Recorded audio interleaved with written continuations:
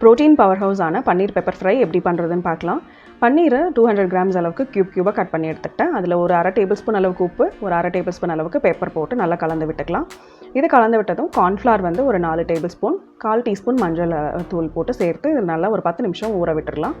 இதில் கடாயில் வந்து 2 டேபிள் ஸ்பூன் எண்ணெய் ஊற்றி ஷாலோ ஃப்ரை பண்ணி இதை நல்லா பொரிச்சு எடுத்துக்கலாம். நல்லா கிறிஸ்பியாக வர அளவுக்கு பொரிச்சு எடுத்துகிட்டு இதை தனியாக எடுத்து வச்சுருவோம். இப்போது அதே கடாயில் ஒரு 2 டேபிள் ஸ்பூன் எண்ணெய் ஊற்றிட்டு வெங்காயம் ஒரு 2 பெரிய வெங்காயத்தை நான் க்யூபாக நறுக்கி எடுத்து வச்சுருக்கிறேன். 3 கலர் கேப்சிகமையும் நான் க்யூப் சைஸில் நறுக்கி எடுத்து வச்சுருக்கேன். 1/4 டேபிள் ஸ்பூன் அளவுக்கு உப்பு சேர்த்துட்டு அதை நல்லா தட்டு போட்டு மூடி வச்சு ஒரு 10 நிமிஷம் நல்லா வதக்கி எடுத்துக்கலாம்.